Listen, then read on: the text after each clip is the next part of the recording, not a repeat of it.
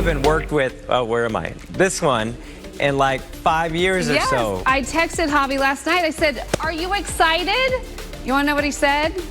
I think it's a typo. No, I was like, that's rude.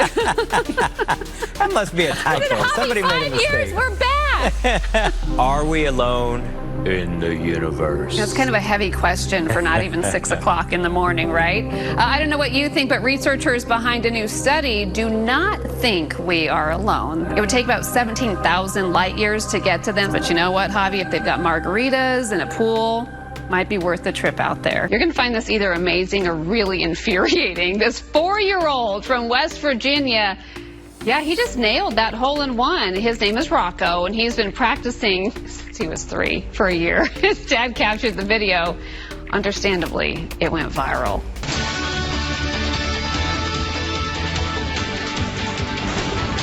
Fire investigators hard at work this afternoon trying to figure out what started a massive fire at a partially constructed apartment complex this morning. Just moments ago, Tempe announced all bars and restaurants will have to ban diners beginning tonight at 8 o'clock. It also impacts gyms and entertainment venues. Governor Ducey gave an update on the situation here in Arizona. He and state superintendent were out this morning delivering meals to students who are out of school because of the virus. Heidi Goitia of CBS station KPHO is in Flagstaff as that city prepares to handle these treacherous conditions. Heidi, good morning to you. Yeah, good morning, everybody. So far, not a lot of snow has fallen just yet. We have maybe an inch or two on the trees and on the ground, but this is just the beginning of what's expected to be a very significant winter storm. About 12 inches expected to fall here in Flagstaff. That's not unusual for the folks here. What is unusual about this storm is how cold and wet it is reaching down south, down in the Phoenix area. They're expecting freezing temperatures, below freezing temperatures, and snow on the surrounding mountains. So folks, they're preparing for a very cold New Year's Eve. You know what, Tess? I've covered a lot of different theater productions, and this is really one of the coolest ones I have ever seen. And what's really neat about this is this was a pivot for the pandemic because we can't get together. The arts is one of the areas that has really suffered the most. So come with me down the rabbit hole. That's where Heidi comes in.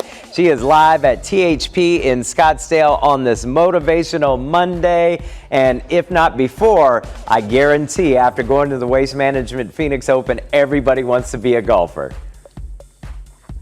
Oh, I know, right? They think that this is going to be their sport. They want to be in the Open next year, right? So it's a big week for golf, and a lot of folks do play here in the Valley. It's one of the most popular sports, obviously, because of our weather.